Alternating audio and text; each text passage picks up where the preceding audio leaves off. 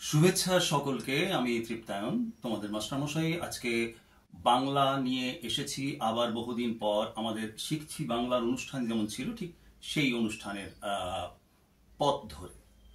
আজকে খুব ভালো লাগছে এটা ভেবে যে সবাই একটা নতুন জগতে প্রবেশ করেছিস, অর্থাৎ মাধ্যমিক থেকে উচ্চ মাধ্যমিকে উত্তরণ। এই যে রেজাল্ট, এই যে ফলাফল, সেটা যা হোক না কেন সেটা সম্পূর্ণ ভুলে যাওয়াই ভালো।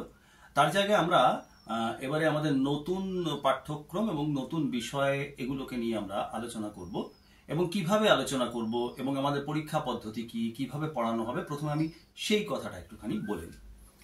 এতদিন পর্যন্ত 11 এবং 12 এই দুটো মিলিয়ে মিশিয়ে যে উচ্চ মাধ্যমিক, সেখানে বছরে একবারই পরীক্ষা হতো, অর্থাৎ ক্লাস 11-এর পরীক্ষা আর হায়ার সেকেন্ডারির পরীক্ষা অর্থাৎ উচ্চ মাধ্যমিক পরীক্ষা।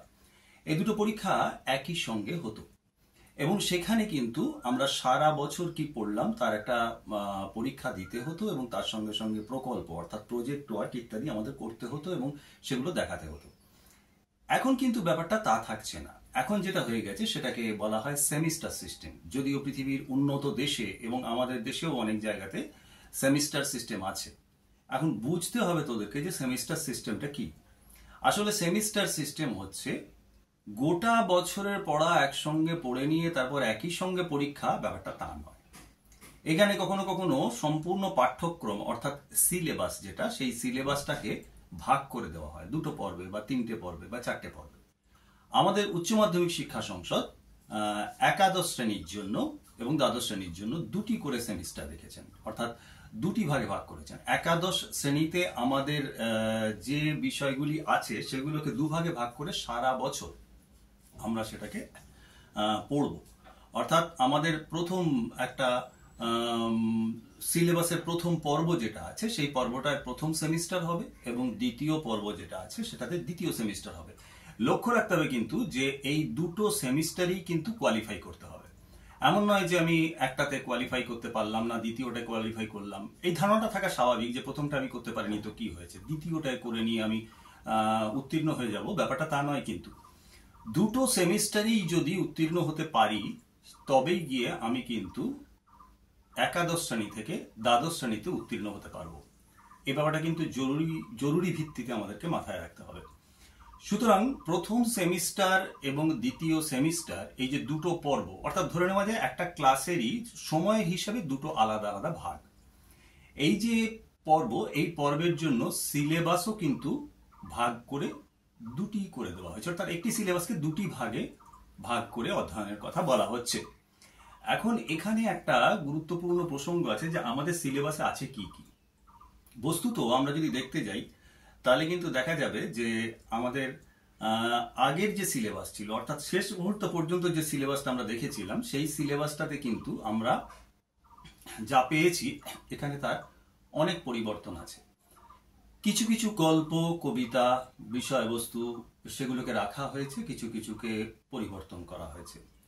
প্রথম যে সেমিস্টার আমাদের একাদশ শ্রেণী, সেই প্রথম সেমিস্টারে কিন্তু আমরা যেটা দেখতে পাবো সেটা হচ্ছে যে প্রথম সেমিস্টারে আমাদের গল্প যেমন রয়েছে, প্রবন্ধ তেমন রয়েছে, কবিতা যেমন রয়েছে, প্রকল্প যেমন রয়েছে, তার সঙ্গে সঙ্গে আমাদের রয়েছে ভাষার ইতিহাস, বাংলা ভাষার ইতিহাস, এবং বাংলা ভাষার ইতিহাসের সঙ্গে সঙ্গে আমাদের রয়েছে বাংলা শিল্প, সাহিত্য, সংস্কৃতির ইতিহাস।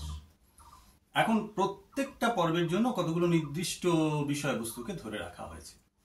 গল্পের ক্ষেত্রে যেমন কতগুলো নির্দিষ্ট গল্প, এই গল্পের মধ্যে আবার আমাদের বাংলা ভাষার গল্প, ভারতীয় ভাষার কবিতা, ভারতীয় ভাষা মানে বাংলা ছাড়া অন্য ভারতীয় ভাষার কবিতা, আন্তর্জাতিক ভাষার গল্প অর্থাৎ ভারতের বাইরে কোনো ভাষার গল্প, সেগুলো সবকিছুই রাখা রয়েছে। তবে আমরা শুরু করব যেটা দিয়ে সেটা হচ্ছে পুঁই মাচা। পুঁই মাচা বাংলা সাহিত্যের একটি বিখ্যাত গল্প, যার লেখক হচ্ছেন বিভূতিভূষণ বন্দ্যোপাধ্যায়। আমাদের অসাধারণ কথাশিল্পী, বাংলা সাহিত্যের একজন দিকপাল, যার উপন্যাসের কথা তোর আগে শুনেছিস। যেমন বলা যেতে পারে পথের পাঁচালী, বিখ্যাত, যে পথের পাঁচালী নিয়ে সত্যজিৎ রায় ছবি করেছিলেন এবং আন্তর্জাতিকভাবে খ্যাতি সম্পন্ন হয়েছিলেন তিনি সেই ছবির মাধ্যমে। সেখানে অপু দুর্গার গল্প, এটাও তোদের কিছুটা জানা। এখন বিষয় হচ্ছে এই পুঁই মাচা যে গল্পটি, সেই গল্পটি আমরা পড়ব। তার জন্য আমরা 7টা ক্লাস বরাদ্দ করেছি, 40 মিনিটের ক্লাস। এবং সেই 7টা ক্লাসের মধ্যে আমরা 2টো ক্লাস, সেটা শুধু প্রশ্নোত্তর, পরীক্ষার নির্দেশ অনুসারে বা পরীক্ষার পরিচালনা পদ্ধতি অনুসারে প্রশ্ন উত্তর কি কি হতে পারে, কেমন হতে পারে, সেগুলো আমরা আলোচনা করব। আর বাকি 5টা ক্লাসে আমরা গোটা গল্পটি পড়ব এবং তার ব্যাখ্যা করব। একটা গল্প পড়তে গেলে তার প্রত্যেকটা লাইনের মধ্যেই কিন্তু নানা বিষয়বস্তু থাকে। আমি আগেই বলি, গল্প মানে কিন্তু শুধু কোনো ঘটনা নয়। অর্থাৎ গল্প মানে শুধু কোনো ঘটনা নয়, বরং প্রত্যেকটা গল্পের মধ্যে কোনো একটা বিষয়কে প্রাধান্য দেওয়া হয় এবং কোনো একটা বার্তা দেওয়ার চেষ্টা থাকে। অর্থাৎ গল্পটা পড়ে আমরা কি জানতে পারলাম, গল্পটা আমাদের কি দিল, সেই বিষয়টা নিয়ে যখন আমরা আলোচনা করব তখন দেখব যে এই গল্পটার মধ্যে একটা অসাধারণ বিষয় আছে, একটা অসাধারণ বক্তব্য রাখার চেষ্টা আছে, একটা কথা বলা হচ্ছে। একটা ছোট গল্প হোক বা উপন্যাস হোক, সবকিছুর মধ্যেই কিন্তু অনেকগুলো ব্যাপার থাকে। কি থাকে সেটা আমি পরে বলছি, শুধু শুরুতে বলে নিই যে এই পুঁই মাচা গল্পটি দিয়ে আমরা শুরু করব। তোরা ক্লাসগুলো শুনবি, যদি কোনো প্রশ্ন থাকে তাহলে ওই কমেন্ট বক্সে লিখে রাখবি, এবং লিখে রাখার পর আমরা সেই কমেন্ট বক্সের যে প্রশ্নগুলো সেগুলো উত্তর দিয়ে সেগুলোকে ব্যাখ্যা করে আরো প্রাঞ্জলভাবে বুঝিয়ে দেওয়ার চেষ্টা করব। পুঁই মাচা যে গল্পটি, সেই গল্পটি বিভূতিভূষণ বন্দ্যোপাধ্যায়ের লেখা, আগেই বলেছি। এই গল্পটির মধ্যে দিয়ে আমরা কি দেখতে পাবো প্রথমে একটু বলে নিই। একটা দরিদ্র পরিবারের জীবন কাহিনী। নীলকুঠি যখন ছিল, নীল আন্দোলন ছিল, তার বেশ কিছু বছর পরের বাংলার গ্রামীণ পরিবেশ। আমরা দেখতে পাবো দারিদ্র্যের সঙ্গে লড়াই করে মানুষ কিভাবে বেঁচে আছে।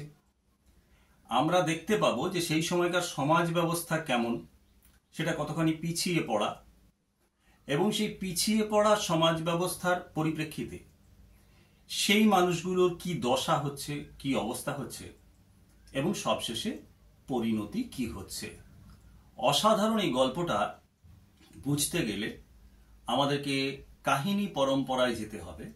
অর্থাৎ কি কি ঘটনার কথা বলা হচ্ছে গল্পের মধ্যে, সেগুলো দেখতে হবে। একটা গল্প অনেকগুলো বিষয়ের উপরে চলে। একটা হচ্ছে প্লট, অর্থাৎ লেখককে প্রথমেই ঠিক করে নিতে হয় যে আমি এই গল্পটার মধ্যে কি বলতে চাইছি। দ্বিতীয় হচ্ছে সাব প্লট, অর্থাৎ সেই গল্পটা বলতে গিয়ে আমাকে তার সঙ্গে আনুষঙ্গিক আর কি কি বলতে হবে। তৃতীয় হচ্ছে চরিত্র।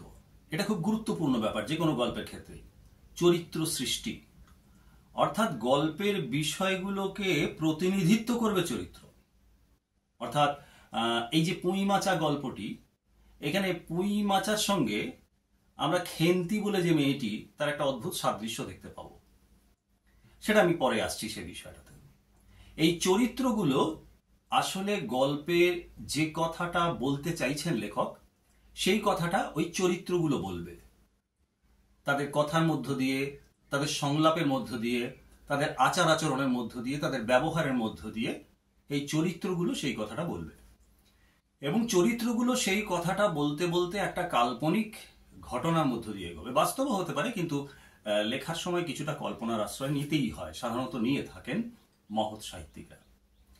এই কল্পনার ঘটনার মধ্য দিয়ে চরিত্রগুলো সেই বার্তাটাই নিয়ে আসবে যেটা লেখক বলতে চাইছেন, যেটা পৌঁছাতে চাইছেন আমাদের কাছে, যেটা আমাদেরকে দিতে চাইছেন, বোঝাতে চাইছেন। চরিত্রের পরে থাকে দ্বন্দ্ব, অর্থাৎ দুটো চরিত্রের মধ্যে দ্বন্দ্ব জানবে, দুটো বিষয়ের মধ্যে দ্বন্দ্ব।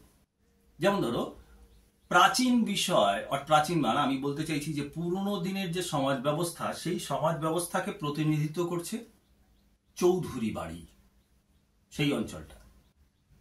তারা পুরনো দিনের সমাজ ব্যবস্থা অভ্যস্ত, সেটাকে মেনে চলে। কেন মেনে চলে, তার পেছনে তাদের কি স্বার্থ আছে, সেটা সমাজ ঐতিহাসিক ব্যাপার। আবার খেন্তি এবং তার বাবা সহায়রী চট্টোপাধ্যায়, তারা আবার সেই পুরনোটাকে মানতে চায় না। জীবনে বেঁচে থাকার জন্য যতটা কষ্ট করতে হয়, সেই কষ্টটা করার জন্য যা যা করলে জীবনে ভালো থাকা যায়, সেইটাই করতে হবে, এটা তাদের একটা দর্শন। সুতরাং খুব স্বাভাবিকভাবেই এখানে বোঝা যাচ্ছে যে আমরা এখানে এই যে পুরনো সমাজ এবং নতুন সমাজের দ্বন্দ্বটাকে আমরা পাচ্ছি। পুরনো সমাজ এবং নতুন সমাজের দ্বন্দ্ব বলতে আমরা কি বুঝাচ্ছি? বোঝাচ্ছি যে ওই চৌধুরী বাড়ির সঙ্গে সহায়রী চট্টোপাধ্যায়ের দ্বন্দ্ব। অর্থাৎ চৌধুরী বাড়ির কারোর সঙ্গে যদি সহায়হরি চট্টোপাধ্যায় বা খেন্তির বাবা তার যদি ঝগড়া লাগে, তাহলে বুঝে নিতে হবে এটা সহায়হরি আর চৌধুরীদের ঝগড়া নয়, এটা আসলে পুরনো সমাজ ব্যবস্থা এবং নতুন সমাজ ব্যবস্থা এই দুটোর মধ্যে ঝগড়া। অর্থাৎ এই দুটোর মধ্যে একটা সংঘাত। সেই সংঘাতটার মধ্যে কে জয়ী হয়? নতুন জয়ী হয় নাকি যে প্রথা এতদিন ধরে চলে আসছে সেই প্রথাই জয়ী হয়? সেটাই দেখানো গল্পের একটা মূল উদ্দেশ্য। এবং আমরা এখানে দেখতে পাবো যে ক্ষমতার বলে, অর্থের বলে, পুরনো সমাজ ব্যবস্থার অনুশাসনের বলে পুরনোই কিন্তু জয়ী হচ্ছে, এবং তার করুণ পরিণতি হচ্ছে খেন্তির মৃত্যু দিয়ে। এখানেই পুইমাচা গল্পের মূল বৈশিষ্ট্য আমি আগে একটুখানি ইন্ট্রোডাকশন দিয়ে দিলাম, অর্থাৎ একটুখানি সূচনা দিয়ে দিলাম। এবারে আমি যেটা যাব সেটা হচ্ছে মূল গল্পটা। মূল গল্পটা যখন আমরা পড়ব তখন আমরা কিন্তু লাইন বাই লাইন পড়ব, তোমরা বই দেখে দেখে পড়বে। আমি শুধু সেই গল্পের শুরু থেকে একটা অংশ আজকে তোমাদের ব্যাখ্যা করে দেব। প্রত্যেকটা অংশ কি কিভাবে আসছে এবং কি কিভাবে তার প্রতিফলন ঘটছে এটা আজকে আমি বলবো। এটাকে নিয়ে তোমরা ভাববে। অর্থাৎ আমি যে বিষয়টা বলতে চাইছি, বিভূতিভূষণ যে বিষয়টা বলতে চেয়েছেন, পুইমাচা গল্পে যে কথাটা বলতে চাওয়া হচ্ছে সেটা কিন্তু প্রত্যেকটা লাইনেই বলতে চাওয়া হচ্ছে। এমন নয় যে কোথাও একটা জায়গায় বলে দিয়েছেন বাকিটা শুধু ঘটনা, তা নয় কিন্তু। তাহলে গল্পটা আমরা শুরু করি। যখন গল্পটা শুরু করতে যাব তখন থেকেই আমরা কতগুলো জিনিস লক্ষ্য রাখব। সেটা হচ্ছে আমরা একটুখানি চোখ বুঝবো, আমরা কল্পনার জগতে যাব। অর্থাৎ যে কোনো কিছুই যদি আমরা নিজেদের মনের মধ্যে ভাবতে থাকি, আমাদের মস্তিষ্কের মধ্যে একের পর এক ছবি তৈরি করতে থাকি, তাহলে সেই ছবিগুলো যখন পরপর পরপর পরপর পরপর আমাদের কাছে আসবে, তখন মনে হবে যে ঘটনাটা বা যে গল্পটা আমরা পড়ছি, খুব স্বাভাবিকভাবেই সেই গল্পটা বা সেই ঘটনাটা আমাদের চোখের সামনে যেন একেবারে জীবন্ত হয়ে সিনেমার মতো ফুটে উঠছে। তাহলে এটা আমাদের মনে থাকবে। সেটা শুধুমাত্র গল্প বা তার বিষয়বস্তুর জন্য নয়, পরবর্তীকালে আমরা যখন পরীক্ষার প্রশ্নের উত্তরে যাব তখন কিন্তু আমাদের আর এই মুখস্থ করার দিকে জোর দিতে হবে না। আমরা কিন্তু যদি বুঝে থাকি জিনিসটা, নিজেদের ভাষাতেই সেটাকে ব্যাখ্যা করতে পারব। শুরু করা যাক গল্প। চলো আমরা খুব পুরনো দিনের একটা গ্রামে ঘুরে আসি। আমি তোমাদের আগেই বলেছিলাম যে নীলকর সাহেবদের সময় থেকে বেশ কিছু বছর এগিয়ে যাও, অর্থাৎ অষ্টাদশ শতকে যে নীল আন্দোলন হয়েছিল, সেই নীল আন্দোলনের পরিপ্রেক্ষিতে এই গল্পটির একটা জায়গা আছে, সেই প্রসঙ্গটা আছে। এই নীল আন্দোলনটা কি সেটা তোমরা জানো। সেটা হচ্ছে নীলকর আন্দোলন, নীল বিদ্রোহ। ব্রিটিশ নীল চাষ করার জন্য বাংলার চাষিদের উর্বর সমস্ত ক্ষেতগুলোকে দখল করত, তারপর চাষিদের বাধ্য করত সেইখানে নীল চাষ করতে। এই নীল ইংল্যান্ডে চলে যেত এবং সেখান থেকে ওই কাপড় ধোয়ার কাজে ব্যবহার হতো, কারণ আগেকার দিনে কোনো উন্নত কারখানা ছিল না। নীলের গাছ থেকে তৈরি হওয়া নীল এইভাবে উৎপাদিত হওয়ার ফলে নীলের জমি কিন্তু নষ্ট হয়ে যেত, পরে কিন্তু অন্য কিছু উৎপাদন করা যেত না। এর ফলে ইতিহাস আমরা জানি, পরবর্তীকালে বিদ্রোহ হয়েছে, নানা কিছু হয়েছে। তো সেই সময় যে পরিস্থিতি ছিল, সেখানে কিছু বিদ্রোহী মানুষ ছিলেন আমরা জানি। তাদের মধ্যেই একজন পরমেশ্বর চাটুর্যে, পরমেশ্বর চট্টোপাধ্যায়, তারই বংশধর সহায়হরি চট্টোপাধ্যায় একটি গ্রামে থাকেন।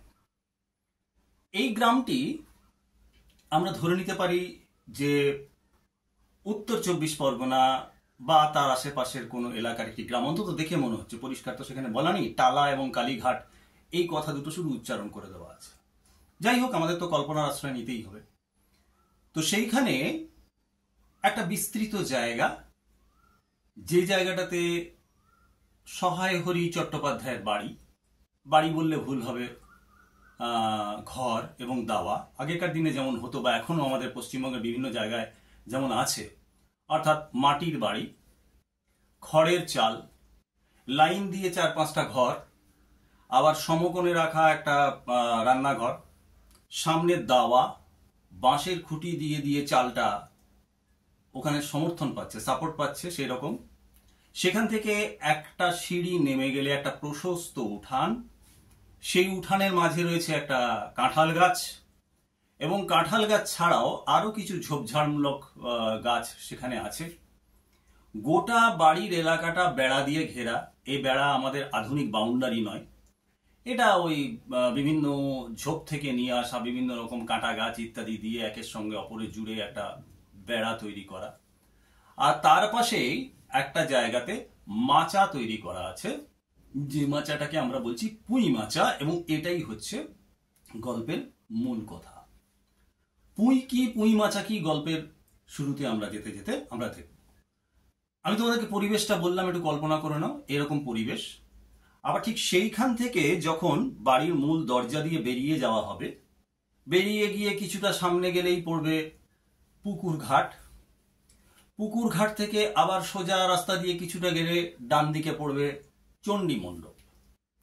চণ্ডী মণ্ডপ মানে হচ্ছে যেখানে দুর্গাপূজা হয়। এখনো বিভিন্ন জায়গায় বিভিন্ন গ্রামে এরকম একটা জায়গা আছে, কোথাও দুর্গাপূজা হয়, কোথাও কালী পূজা হয়, কোথাও কীর্তন হয়, যাই হোক। তো সেরকম একটা ধার্মিক স্থান, একটা একসঙ্গে থাকার স্থান সেই চণ্ডী মণ্ডপ। সেই চণ্ডী মণ্ডপটা গ্রামের প্রভাবশালী চৌধুরী বাড়ির, এটাও খেয়াল রাখতে হবে। সেই চণ্ডী মণ্ডপের পেছনে বা সহায় হরি চট্টোপাধ্যায়ের বাড়ির পিছনে ঘন জঙ্গল, যে জঙ্গল পরিষ্কার করা হয়নি। এবং সোজা চলে গিয়ে যখন আমরা বাঁ দিকে চলে যাব, তখন আমরা এক এক করে দুলে পাড়া, বাগদি পাড়া, বামুন পাড়া, এগুলো আমরা পেতে থাকবো। এটা তৎকালীন দিনের গ্রামের বৈশিষ্ট্য। ব্রাহ্মণরা আলাদা পাড়ায় থাকতো, দুলেরা আলাদা পাড়ায় থাকতো, বাগদিরা আলাদা পাড়ায় থাকতো। কেউ কারুর সঙ্গে মানে ওই ওই ছোঁয়া খাওয়ার ব্যাপারটা ছিল আর কি, জলচল প্রথা। সেই বিষয়গুলো যে সময় ছিল, এটা সে সময়ের গল্প। তাহলে সময়টা হচ্ছে শীতকাল। আমরা ধরে নিতে পারি নভেম্বর মাস বা ডিসেম্বর মাস বা জানুয়ারি মাস, কারণ তখন তো বিশ্ব উষ্ণায়ন হয়নি। স্বাভাবিকভাবেই আমাদের ঋতু যেভাবে মাসকে নিয়ে এগোতো সেভাবেই তখন চলত। এই ঠান্ডার সময় সকালবেলায় দেখা গেল কি, দেখা গেল বাড়ির মালিক সহায় হরি চাটুর্যে সে বাইরে থেকে এসে তার মূল তোরণ দিয়ে সে তার উঠানে ঢুকল। বলে রাখি, সহায় হরি চাটুর্যের 3টি মেয়ে। এই 3টি মেয়ের মধ্যে বড়, মেজ এবং ছোট, তাদের বয়স কিন্তু খুব একটা বেশি নয়। বড়টির বয়স 13 কিংবা 14। তাহলেই বুঝতে পারছো বাকিদের বয়স কি হতে পারে। এই বড়টির নাম খেন্তি, এবং সেই হচ্ছে এখানকার মূল চরিত্র, তাকে নিয়েই গোটা গল্পটা বিবর্তিত হচ্ছে। যখন সহায় হরি ঢুকলো, ঢুকে দেখলো তার স্ত্রী রান্নাঘরে ব্যস্ত, সে কাজ করছে। এবং উঠোনে ঢুকেই সে প্রথমে তার স্ত্রীর কাছে গেল এবং গিয়ে সে বলতে চাইল যে একটা কিছু তাকে দেওয়া হোক, আমাকে একটা কিছু দাও, একটা পাত্র, কোনো একটা বাটি বা কোনো একটা কিছু বা কোনো একটা কিছু। সেটা তার কারণ গ্রামের রায় কাকা রস পেড়েছে। কিসের রস সেটা অবশ্য সেভাবে উল্লেখ করা নেই। সেই রস, গাছ থেকে যে রস পাড়া হয়, সেই রস আনতে হবে, নিয়ে আসতে হবে। সুতরাং সেটা একটা বাটি ঘটি কিছু হচ্ছে চাই। তো এটা বলাতে কিন্তু আমরা সহায় হরি স্ত্রীকে খুব একটা ভালো দেখলাম না, ভালো মেজাজে বা ভালো মুডে দেখলাম না। সে কিন্তু ক্ষেপে গেল। সে সঙ্গে সঙ্গে তার স্বামীকে বলতে শুরু করলো যে তোমার মতলবটা কি বলো তো? সারাটা দিন গ্রামে এইভাবে ঘুরে বেড়াবে, এর কাছে ওর কাছে চেয়ে বেড়াবে, এইসব চেয়ে চিনতে আর কতদিন চলবে? কিছুই তো মুরদ নেই, কোনো কিছুই তো করতে পারো না, আর এইভাবে চেয়ে চিনতে কতদিন চলবে? এখানে বোঝা যাচ্ছে যে সহায় হরি চাটুর্যে কিন্তু অত্যন্ত দরিদ্র লোক, এবং সেভাবে কিছু করে উপার্জন করার মতো ক্ষমতাটা ওই গ্রামে কিন্তু সহায় হরিণ নেই, এই কথাটার মাধ্যমে বোঝা যাচ্ছে। এবারে সে অপদার্থ না পদার্থ সেটা তো আমরা পরে বুঝবো পরিস্থিতির পরিপ্রেক্ষিতে। এই জায়গাটা থেকে বোঝা যাচ্ছে যে চেয়ে চিনতে চলে, এর কাছ থেকে ওটা, ওর কাছ থেকে ওটা, তার কাছ থেকে সেটা, এটা নিয়ে আসে সে বাড়িতে, এবং বাড়িতে নিয়ে এসে সেইটা দিয়েই সংসার চালানোর চেষ্টা করে। কিন্তু তার স্ত্রী ব্যাপারটা মেনে নিতে পারে না। সেই ব্যাপারটা মেনে নিতে পারে না কেন? শুধু অভাবের কারণে না, অভাবের সঙ্গে আরো একটা ব্যাপার আছে, সেটা কিন্তু খুব গুরুত্বপূর্ণ এবং আমাদের খুব গভীরভাবে অনুধাবন করতে হবে। সেটা হচ্ছে তখনকার দিনের সমাজ ব্যবস্থা। যে সমাজ ব্যবস্থার মধ্যে সহায় হরি চাটুর্যেও আছে, তার স্ত্রীও আছে, এবং তাদের 3টি মেয়ে আছে। তখনকার দিনে 13-14 বছর বয়সে কিন্তু মেয়েদের বিবাহ হয়ে যেত, বিয়ে হয়ে যেত, তাদেরকে শ্বশুর বাড়ি চলে যেতে হতো। যদিও বিয়ের ক্ষেত্রে যে বর অর্থাৎ ছেলেদের নির্দিষ্ট কোনো বয়স সীমা ছিল না। যারা আর্থিক সঙ্গতি সম্পন্ন মানুষ বা যারা কোনোভাবে নানা রকম সাফল্য পেয়েছে তাদের সামাজিক অবস্থানের ক্ষেত্রে, তারা ওরকম খুঁজতো ভালো পাত্র, অর্থাৎ কম বয়সের পাত্র, আর্থিক স্বাচ্ছন্দ্য আছে এমন পাত্র, আর্থিক সক্ষমতা আছে এমন পাত্র। কিন্তু দরিদ্রদের ভাগ্যে সে জুটত না। দেখা যেত কখনো কখনো স্বামীর সঙ্গে স্ত্রীর বয়সের তফাৎ প্রায় 30 বছর, কোথাও 19 বছর, কোথাও 21 বছর, এরকম। আর তার আগেও ছিল কৌলীন্য প্রথা, সেটা তো জানো, সেটা এখানে আলোচ্য বিষয় নয়, পরে কোনো সময় সুযোগ হলে বলবো। এখন কথা হচ্ছে যে সেই সময় ওই চেয়ে চিনতে আনার ব্যাপারটার সঙ্গে সহায় হরি স্ত্রী কিন্তু তাকে আরো একটা কথা শুনিয়ে দিল। বলল, তোমার খেয়াল আছে তোমার মেয়েটার বয়স 13-14 হতে চলল, এখনো মেয়েটার বিয়ে হয়নি, গ্রামে কানাঘুষো চলছে, গুজব চলছে। সহায় হরি আশ্চর্য হয়ে জিজ্ঞেস করলো, গুজব চলছে? মিথ্যা রটনা চলছে? কি মিথ্যা রটনা চলছে? বলা হচ্ছে, তার স্ত্রী বলছে, লোকে বলছে ও উৎসর্গ করা মেয়ে। তার অর্থ কি? আগেকার দিনে আশীর্বাদ হয়ে যাওয়া মানে এক ধরনের বিয়ে হয়ে গেছে ধরে নেওয়া হতো। কিন্তু যে কোনো কারণেই হোক, আশীর্বাদ হয়ে যাওয়ার পরেও এই 13-14 বছরের মেয়ে খেন্তি, তার বিয়ে হয়নি। সেটা কিন্তু সহায় হরির দোষে নয়, সেটা পাত্রপক্ষের দোষে। তারা কিন্তু বিয়ে করেন। এখন প্রশ্ন হচ্ছে, তাহলে অর্ধেক বিয়ে হয়েছে, অর্ধেক হয়নি। আবার বিধান দিচ্ছেন সেই সময়কার ধর্মগুরুরা, সমাজপতিরা, যে এ তো উৎসর্গ করা হয়ে গেছে, এর বিয়ে হয়নি, অতএব একে এক ঘরে করে দিতে হবে।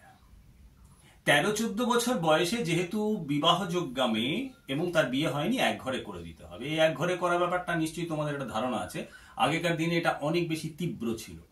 অর্থাৎ গ্রামে কাউকে শাস্তি দেওয়ার একটা ব্যাপার হচ্ছে এক ঘরে করে দেওয়া। তার সঙ্গে কেউ কোনো সম্পর্ক রাখবে না, কেউ কোনো বিনিময় করবে না, কেউ কোনো কথা বলবে না, কেউ তাদের ছায়া মাড়াবে না, তাদের বিপদে আপদে আসবে না, তাদের কাছে সাহায্য নেবে না, একেবারে বিচ্ছিন্ন করে দিয়ে তাকে ওই আধুনিক যুগে যেটা অনেক সময় স্যাংশন বলা হয়, দেখবে, সেই বিষয়টাকে প্রতিষ্ঠিত করা। এই এক ঘরে করে দেওয়ার একটা গুজব চলছে বলে জানালো। কে জানালো? সহায় হরি স্ত্রী সহায় হরিকে জানালো। এবং এটাও বলল যে গ্রামের সাধারণ মানুষ এক ঘরে করে দিচ্ছে, তার চেয়েও বড় কথা হচ্ছে গ্রামের সমাজপতি, অর্থাৎ গ্রাম যাদের কথায় চলে, যাদের আর্থিক ক্ষমতা অনেক বেশি, স্বাভাবিকভাবে তাদের সামাজিক ক্ষমতা অনেক বেশি, প্রাচীনপন্থী, তারা নিজেদের সুবিধার্থে তারা অনুশাসনকে আরো বেশি চাপিয়ে দিতে চায় মানুষের মধ্যে, যাতে নিজেদের প্রভাব প্রতিপত্তিটা বজায় রাখে। সেই প্রতিপত্তিশালী চৌধুরী বাড়ি, এই চৌধুরী বাড়ির লোকজন ওই চণ্ডী মণ্ডপে, যেটার কথা আমি আগে বললাম যে পুকুরের পাশে চণ্ডী মণ্ডপ, সেই চণ্ডী মণ্ডপে তারা সভা ডেকেছে, মিটিং ডেকেছে। কি কারণে মিটিং ডেকেছে, সভা ডেকেছে? না, ওইখানেই সিদ্ধান্ত হবে যে তাকে এক ঘরে করা হবে কিনা। তাকে শেষ প্রস্তাব দেওয়া হবে, এবং সেই শেষ প্রস্তাব যদি সে মানে তবে ঠিক আছে, আর যদি সেই শেষ প্রস্তাব না মানে তাহলে তাকে এক ঘরে করে দেওয়া হবে। এখন ব্যাপারটা হচ্ছে, সহায় হরির মানা না মানার তো কোনো ব্যাপার নেই। এখানে তো যে কোনো বাবাই চায় তার স্ত্রী, তার সন্তানের বিবাহ হোক, ভালো জায়গায় বিবাহ হোক, এবং যখন মানুষ যে সমাজে থাকে সেই সমাজের পরিপ্রেক্ষিতে বিবাহ এবং অন্যান্য প্রথা, সেই প্রথাগুলো যেভাবে চলে তারা সেই প্রথা অনুসারেই চলে। সহায় হরিও তো চেষ্টা করেছিল বিবাহ দেবার, কিন্তু মুশকিল হলো তার আশীর্বাদ হয়ে গেছে, তার বিবাহ হয়নি। তো যাই হোক, এইরকম একটা ভয়ঙ্কর কথা শোনার পরে সহায় হরি কিন্তু কোনো গুরুত্ব দিল না। তার বক্তব্য হচ্ছে এমনিতেই তো সবাই এক ঘরে করেছে, তাহলে ওই চৌধুরী বাড়ির তারা কালী মন্দিরে ওখানে বসবে, বসে আবার এক ঘরে করবে, এর মধ্যে নতুন কি আছে? সাধারণ মানুষ যখন এক ঘরে করেছে তখন তাদের নির্দেশেই করেছে, এটা যা হবে একটা আনুষ্ঠানিক হবে, দেখা যাবে, যা হবে দেখা যাবে, এরকম একটা তার ভাব, তার বক্তব্য। কিন্তু মায়ের মন মানে না। খুব স্বাভাবিকভাবেই মা এটা মানতে চাইছে না। সে চাইছে যত তাড়াতাড়ি সমস্যাটা সমাধান হোক, যাতে সমাজের সঙ্গে সুস্থ সম্পর্ক বজায় রেখে তার রাখা যায়, নইলে আগামী দিনে আরো বড় ঝামেলায় পড়তে হবে। বাড়িতে আরো দুটো ছোট মেয়ে আছে, তাদেরও বিবাহ দিতে হবে, বিবাহযোগ্য মেয়ে তারা। এখন প্রশ্ন হচ্ছে যে এই পরিস্থিতিটা যখন চলছে, এই কথাবার্তাটা যখন চলছে, তখন সহায় হরি বুঝছে যে বেশি কথা বলতে গেলে ঝগড়া ঝামেলাই বাড়বে স্ত্রীর সঙ্গে। সহায় হরি তার নিজের কথা বলতে থাকবে, তার স্ত্রী নিজের কথা বলতে থাকবে।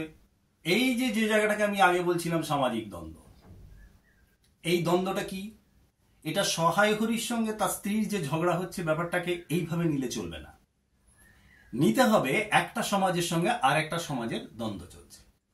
কিরকম? সহায় হরি স্ত্রী, সে হচ্ছে সেই সমাজের মানুষ যে সমাজ পুরনো অনুশাসনকে মেনে চলে যুক্তি ছাড়াই। আর সহায় হরি সে নিজের দারিদ্র দূরীভূত করার জন্য, লড়াই করে বেঁচে থাকার জন্য যেটা করা দরকার সেটাই করে, সেটা ওই অনুশাসনের বাইরেও হতে পারে। তাহলে স্বাভাবিকভাবেই সহায় হরির সঙ্গে তার স্ত্রীর যে ঝগড়াটা আমরা ওই উঠোনে দেখছি, সেটা আসলে দুটো সমাজের দ্বন্দ্ব। এই সামাজিক দ্বন্দ্বটা কিন্তু বিভূতিভূষণ পুঁই মাচায় তুলে দিচ্ছেন। আমি তোমাদের কিন্তু প্রত্যেকটা গল্পের দৃশ্যগুলোকে এক এক করে ব্যাখ্যা করে তার পেছনে কি আছে সেটাকে তোমাকে আগে বুঝিয়ে দিচ্ছি, পরে আমরা প্রশ্নোত্তরে যাব। এবারে দেখো, সেই সময় সহায় হরি বারবার এটাই চিন্তা করছে যে আমাকে যদি এখান থেকে চলে যেতে, মানে আমি যদি এখন এই ঝগড়া ঝামেলাটা ছেড়ে বেরিয়ে যাওয়াটাই ভালো, কারণ এই ঝগড়া ঝামেলাটা করে লাভ নেই, কারণ কিছুতেই মানবে না। অর্থাৎ প্রবল অনুশাসনমুখী সমাজ নতুনকে অত সহজে মানবে না। অতএব পারিবারিক পরিস্থিতি থেকে যদি বেরিয়ে যাওয়া যায়, কোন একটা ছুতো নিয়ে যদি ঘর থেকে বেরিয়ে যাওয়া যায়, তাহলে খুব স্বাভাবিকভাবেই এই সমস্যাটা থেকে আপাতত মুক্তি পাওয়া যাবে। এই রকম ভাবনা চিন্তার পরিপ্রেক্ষিতে হঠাৎ ওই তিন বোন তারা উঠোনে এসে ঢোকে, তারা বাইরে ছিল। এবারে দৃশ্যটা কল্পনা করো, তিন বোনের মধ্যে বড় বোন খেন্তি, তার একটা শরীরের বর্ণনা দেওয়া আছে, সে বড় হয়েছে, 13-14 বছরের মেয়ে, তার মুখশ্রী খুব সুন্দর, তার একটা লাবণ্য আছে, এবং সত্যি কথা বলতে একটা যেটা বলে একটা শিশুর যে সারল্য, সেই সারল্য কিন্তু তার চোখে মুখে রয়েছে। এরকম পাত্রীর বিয়ে না হওয়ার কিন্তু কোনো কারণ নেই, সেই সময় ছিল না। তাহলে হচ্ছে না কেন? আর্থিক কারণ। অর্থাৎ একমাত্র ব্রাহ্মণ পরিবারের হলেও আর্থিক কারণে যতটা চাহিদা ততটা দিতে পারা যাবে না, সেই কারণেই কিন্তু তার বিয়ে হচ্ছে না। যাই হোক, সে তিন বোন ঘরে এসে ঢুকল। দেখা গেল খেন্তি বড় বোন, সে সামনে দাঁড়িয়ে আছে আর পেছনে বাকি দুই বোন দাঁড়িয়ে আছে। একজনের হাতে পাতায় মোড়া কিছু একটা রয়েছে, আর একজনের হাতে রয়েছে কিছু পুঁই শাক, পুঁই ডাঁটা, মোটা মোটা পুঁই ডাঁটা। তো সেটা দেখে নিয়ে হঠাৎ সহায় হরি খুব স্বাভাবিকভাবেই চেয়ে চিনতে খায়। সে একটু উৎফুল্ল হয়ে তার বড় মেয়েকে জিজ্ঞাসা করলো, যেগুলো কি, কে দিয়েছে, কোথা থেকে দিয়েছে? তখন তার ব্যাখ্যা দিল খেন্তি। সে বলল যে আসলে সে যখন পুকুর ঘাটে যাচ্ছিল, তখন সেইখানে গ্রামেরই একজন প্রতিবেশী সে ওই পুঁই শাক তাকে দিয়েছে, দিয়ে বলছে নিয়ে যা, এগুলো খাবি। খুব স্বাভাবিকভাবেই পুঁই শাক, সেটাকে ছাড়া যায় না, খেন্তির কিন্তু বড় প্রিয় জিনিস পুঁই শাক, এবং সেই জন্যই গল্পের নাম পুঁই মাচা। এবং সেই পুঁই মাচার পরিপ্রেক্ষিতে কিন্তু গোটা গল্পটা আবর্তিত হবে। এই পুঁই নিয়েই তার স্বপ্ন। পুঁই খাওয়া নিয়ে শুধু স্বপ্ন না, আরো পুঁইয়ের যত্ন করা, পুঁইকে আরো বড় করা, পুঁই গাছকে আরো বেশি ছড়িয়ে দেওয়া, এর মধ্যে ওর একটা অদ্ভুত ভালোবাসা লুকিয়ে রয়েছে। অর্থাৎ খেন্তি নিজেই যেন পুঁই গাছ। এই যে ব্যাপারটা, এই ব্যাপারটা একটু ভালো করে বোঝার আছে, পরে প্রসঙ্গে আমরা আসবো। সেটা হচ্ছে খেন্তি নিজেই পুঁই গাছ কেন হয়ে যায়। তার কারণ হচ্ছে এখানে লেখক কিন্তু পুঁই গাছের বেড়ে ওঠা, পুঁই গাছের ছড়িয়ে পড়া, পুঁই গাছের প্রতি ভালোবাসা আর খেন্তির চরিত্রে যে যে গুণ, সেগুলোর মধ্যে অদ্ভুত একটা সামঞ্জস্য এনেছেন। এবং খেন্তি যখন পরে মারা যাবে আমরা দেখব, তখনও কিন্তু পুঁই গাছ তার অস্তিত্ব বজায় রেখে চলবে। অর্থাৎ খেন্তি নেই, কিন্তু খেন্তির প্রতিচ্ছায়া রয়ে গেছে সেই বাড়িতে। তো যাই হোক, সেটা দেখে সহায় হরি খুব উৎফুল্ল হলো। যাকে একে তো পুঁই গাছ, তার উপরে হচ্ছে এটা খেন্তির খুব প্রিয় জিনিস। অতএব সে বলল ঠিক আছে, কোনো অসুবিধা নেই, রেখে দাও।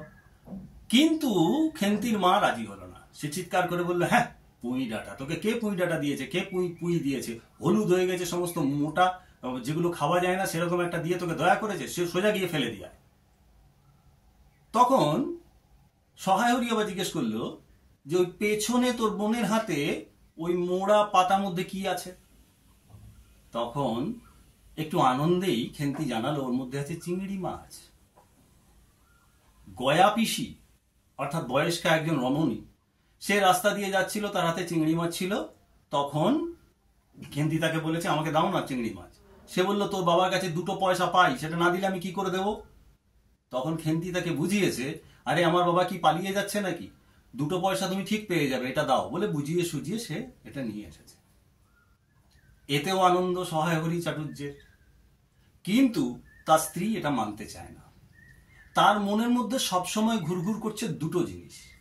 একটা হচ্ছে নিজেদের আর্থিক স্বাচ্ছল্য নেই, আর নিজেদের আর্থিক স্বাচ্ছল্য তৈরি করার মতো ক্ষমতাও নেই সহায় হরির। সহায় হরিকে সেই জন্য মেরুদণ্ডহীন বলেছে। সহায় হরিকে বলেছে তুমি মাতব্বর নাকি। সহায় হরিকে তুমি বলেছে তোমার এক কড়ার মুরদ নেই। সহায় হরিকে বলেছে তুমি কিছু করতে পারো না। সহায় হরিকে ঝগড়ার মুহূর্তে সে অনেক কিছুই বলেছে। সুতরাং এই যে ধরনের যে বিতর্কটা, এই বিতর্কের মধ্য দিয়ে সে কিন্তু তার নিজের জায়গাতে ঠিক গিয়েছে, যেগুলো ফেলে দিয়ে পরের জিনিস ওগুলো নেব না। তো মায়ের চিৎকার মিৎকারে আর কি করা যায়, শেষ পর্যন্ত ওদের ছোট বোনটি, সেই ছোট বোনটি চিংড়ি মাছ এবং পুঁই ডাঁটা, পুঁই শাক সবকিছু একসঙ্গে নিয়ে বাইরে ফেলে দিতে যাচ্ছে। তো যেতে যেতে অতটুকু মেয়ে অত ধরতে পারেনি, তো হাতের থেকে কিছু পুঁই ডাঁটা পড়ে গেছে, উঠানেই পড়ে গেছে। সেই অবস্থাতেই তারা বেরিয়ে যাচ্ছে। আমরা গল্পের এইটুকু পর্যন্তই আজকে পড়ব। এরপরে আমরা যখন যাব তখন দেখব এরপরে ধীরে ধীরে গল্পের গতি কোন দিকে যাচ্ছে, কি সামাজিক পরিস্থিতি তৈরি হচ্ছে, চরিত্র কোন দিকে বাঁক নিচ্ছে এবং লেখক কি বলতে চাইছেন। এই গোটা ঘটনাটার মধ্যে আমরা একটা দরিদ্র পরিবারকে দেখলাম, তার সঙ্গে অনুশাসনময় একটি সমাজ এবং একটি মুক্তি পেতে চাওয়া সমাজ, এই দুটো সমাজের মধ্যে একটা দ্বন্দ্ব, সেটা সহায় হরি এবং তার স্ত্রীর মধ্যে চলছে আমরা দেখলাম। তার সঙ্গে বিয়ে না হওয়ার কারণে কি পরিস্থিতি হতে পারে একটা 13-14 বছরের মেয়ের, সেই পরিস্থিতির পরিপ্রেক্ষিতে আমরা তৎকালীন সমাজের আরেকটা অন্ধকার দিক আমরা দেখলাম। তার সঙ্গে অর্থনৈতিক কারণে পিছিয়ে পড়া এক সময়কার দুর্দণ্ড প্রতাপ নীলকুঠি বিরোধী পরমেশ্বর চাটুর্যের উত্তরাধিকারী অর্থাৎ সহায় হরি চাটুর্যের এখনকার অবস্থাটা আমরা বুঝতে পারলাম। আমরা এতক্ষণ পর্যন্ত এই সমস্ত তথ্যগুলো পেলাম এবং বিশ্লেষণের জায়গাতে এসে দাঁড়ালাম। পরের ক্লাসে আরো যেটা ইন্টারেস্টিং সেখানে আমরা এগোবো এবং এগিয়ে বাকি অংশটা বোঝার চেষ্টা করব। ততক্ষণ পর্যন্ত আজকে যেটুকু বললাম সেই অংশটুকু অন্তত বই থেকে পড়ে রাখো, যাতে পরের দিনে আসতে সুবিধা হয়। আজকের মতো এখানেই ছুটি নিচ্ছি।